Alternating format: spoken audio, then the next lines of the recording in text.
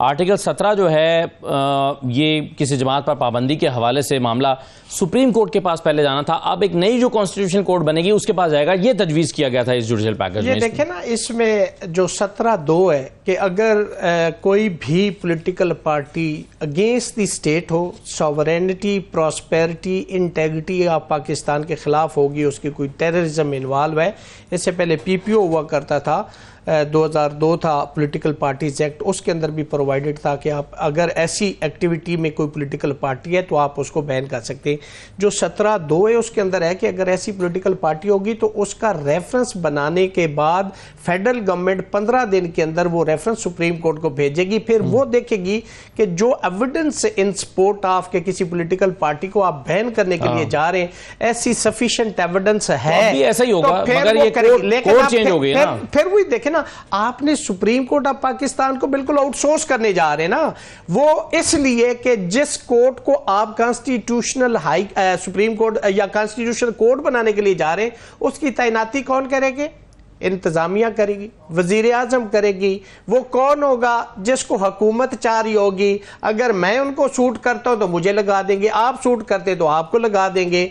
और मैं इस वजह से इस चीज के खिलाफ हूं कि जो अदलिया का अपना एक इदारा है, हम हमेशा इदारों की बात करते हैं। सुप्रीम जो पार्लियामेंट है वो सुप्रीम है, लेजिस्लेशन, मदर ऑफ लेजिस्लेशन है, मदर ऑफ इंस्टीट्यूशन है, सब कुछ कर सकती है। लेकिन उसके ऊपर भी एक रिस्ट्रिक्शन है कि जो आर्टिकल 227 है उसके अंदर उन्होंने बताया कि अगर वो इंजंक्शन ऑफ इस्लाम के खिलाफ लेजिस्लेशन करती है या कॉन्स्टिट्यूशन के चैप्टर नंबर 2 जो आर्टिकल 8 से 28 है उसके खिलाफ है, तो सुप्रीम कोर्ट उसको देख सकती है। अब जब आप इसको उस कोर्ट में ले जाएंगे तो इसका मतलब है कि आपके पीछे कोई मैलस है, कोई मेला ऑफ आइडिया। आप किसी पॉलिटिकल पार्टी को पॉलिटिकली विक्टिमाइजेशन के चक्कर में आप उसको बैन करने जा रहे हैं। हालांकि पॉलिटिकल पार्टीज को तो ऐसा करना ही नहीं चाहिए, उनको तो मैदान के अंदर मुकाबला करना चाहिए। अब आप ये करेंगे 8 से 28 के दरमियान, 8 से 28 के दरमियान एक आर्टिकल 17 को आप उठाएं और उठाकर कहें कि नहीं, ये वाला जो मामला है ये सुप्रीम कोर्ट के पास नहीं जाएगा, ये कॉन्स्टिट्यूशन कोर्ट के पास जाएगा, तो ये मेलाफाइड नहीं लगता है? जैसे कि राशा साहब कह रहे हैं, इस तरह है कि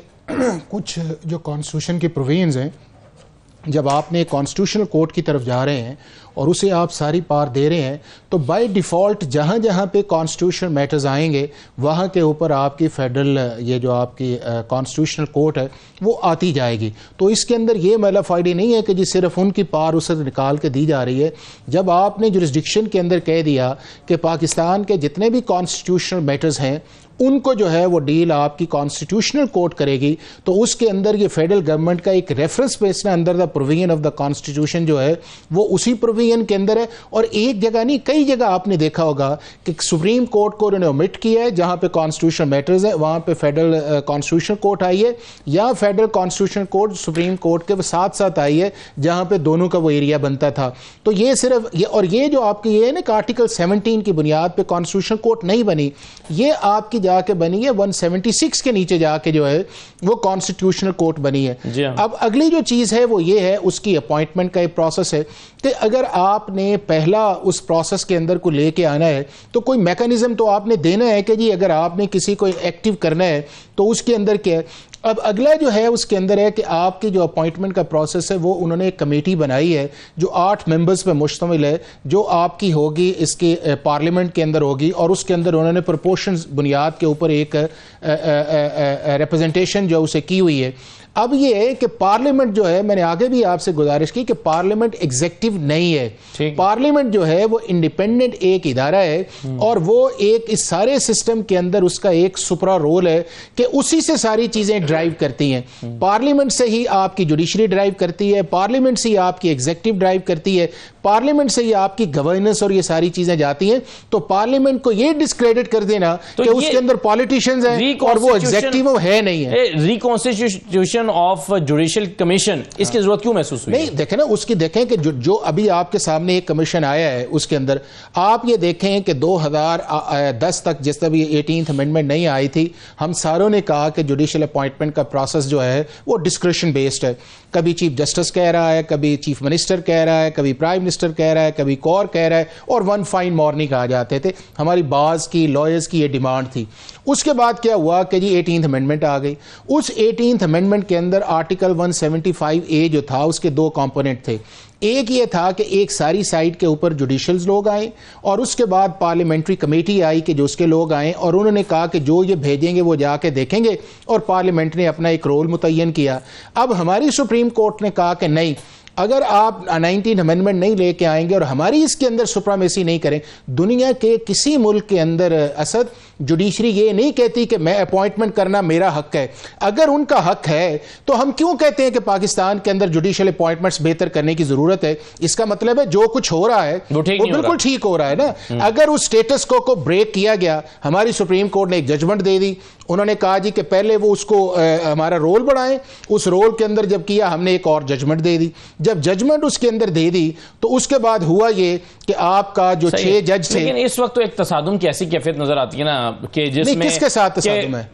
एग्जेक्टिव और अदलिया के दरमियान, यानी नहीं, तसादुम ये नजर आता है ना कि आप जजमेंट्स को काबू करते हैं अपनी अमेंडमेंट्स के जरिए या कानून साजी के जरिए। कौन सी सर बताएं ना। आप 8-5 का फैसला आया, मुझे ये बता, मुझे ना अब आ जाते हैं आर्टिकल 63A के ऊपर जो पाकिस्तान की सुप्रीम कोर्ट ने फैसला किया है वो री राइटिंग ऑफ द कॉन्स्टिट्यूशन या इंसर्शन ऑफ द कॉन्स्टिट्यूशन नहीं है। 63A की बात कर 63A की बात कर है कि नहीं है जी? बिल्कुल ठीक है। अगर उसका है और सुप्रीम कोर्ट ने अपनी जुरिस्डिक्शन को एक्सीड किया है और उसके बाद ये, मैं अब आपको बताऊं, इस वक्त पाकिस्तान के जो आपके स्टॉलवर्ट सुप्रीम कोर्ट के जजेस इस वक्त बैठे हुए हैं, उन्हीं के पॉइंट्स देख लेना।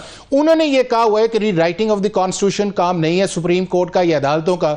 उन्होंने कहा हुआ है कि हमारा काम गेट कीपर्स के तौर पे नहीं है कि पार्लियामेंट के बाहर पहले हम बैठ जाएं, हम स्क्रूटनी करें और फिर चीज अंदर जाए। सवाल यही है ना सर, मेरा सवाल आप सब ये है कि अगर अदालतों के फैसले को गैर मौसर करने के लिए कानून साजियां हो और कानून साजियों को गैर मौसर करने के लिए अदालतें जो है तो मजीद जजमेंट जारी करना शुरू कर दें। आप देखें कि पार्लियामेंट ने एक प्रैक्टिस एंड प्रोसीजर एक्ट जो है उसे अभी पास नहीं हुआ, प्रेसिडेंट ऑफ पाकिस्तान के सिग्नेचर से अभी गया नहीं है। हमारी सुप्रीम कोर्ट के 8 मेंबर्स बेंच बैठे, एक पिटीशन आई, अगले दिन उन्होंने कहा स्टे जी हम इसके ऊपर। ये दुनिया के किस मुल्क में होता है? ये कभी हुआ इस तरह?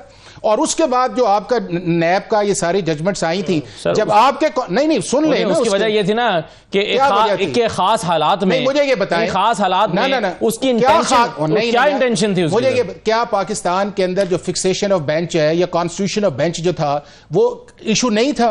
क्या चीफ जस्टिस पे क्रिटिसाइज नहीं होता था? अगर उसके अंदर 3 मेंबर्स की कमेटी आ गई और उस चीफ जस्टिस, लेकिन साहब आप आइसोलेशन में देख रहे हैं ना सुप्रीम कोर्ट के इस इक़दाम को। नहीं, फिर वही देख रहे हो कि उससे पहले क्या हुआ था? नहीं असद वो देखें ना, मुझे ये बताएं, मुझे बात एक नुक्ता तो ले लें, उससे पहले क्या हो रहा था? सुप्रीम कोर्ट फैसले दे रही थी कि इलेक्शन कराएं, हुकूमत कहती थी नहीं कराएंगे इलेक्शन, हुकूमत नहीं करा, हुकूमत सुप्रीम कोर्ट को मुसलसल पाकिस्तान की सुप्रीम कोर्ट का जो फैसला है कि इलेक्शन करवाएं उसका ऑर्डर ऑफ द कोर्ट नहीं है। कहां ऑर्डर लाए ना कि जिसके अंदर सुप्रीम कोर्ट ने कहा, आपको पता है कि 9 मेंबर्स से बेंच से वो काम चला था, उसके अंदर 2 अलहदा हुए, 2 ने डिसमिस किया, सारा कुछ आया, वो कहां है ऑर्डर? ये तो आपकी तशरीह हो गई ना। नहीं तशरीह, मैं फैसले की तशरीह हुकूमत तो नहीं करेगी ना, फैसले की तशरीह तो सुप्रीम कोर्ट ही करेगी। असद एक ही है कि जब भी कोई पाकिस्तान की अदालत फैसला करती है उसका एक ऑर्डर ऑफ द कोर्ट होता है और वो ऑर्डर ऑफ द कोर्ट होता है कि ये फैसला 5-3 से है या 3-2 से आया है या 7-3 के अंदर आया है। उसमें क्या लिखा था? उसकी पहली लाइन क्या थी? क्या कि ये 3-2 का फैसला है? कौन से वाला? जब सुप्रीम कोर्ट ने फैसला दिया था नहीं तो जो बेंच वजाहत करके बता दिया जो बेंच आपने ओरिजिनली कॉन्स्टिट्यूट किया था,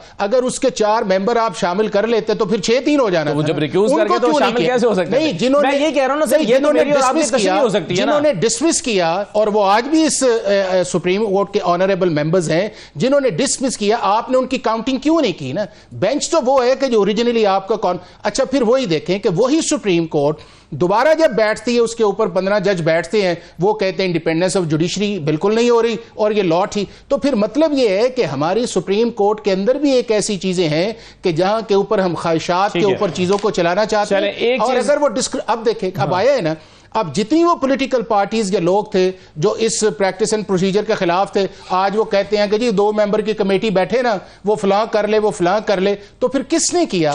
किसी पार्लियामेंट ने किया। तो फाइनली मैं इस चीज पे आऊंगा, वो ये है कि ना हमें पार्लियामेंट को इतना डिस्क्रेडिट करना चाहिए, ना जुडिशरी को डिस्क्रेडिट करना चाहिए, लेकिन जो रोल है उसके अंदर जुडिशरी को रहना चाहिए और पार्लियामेंट का जो रोल है उसे रिकॉग्नाइज करना चाहिए।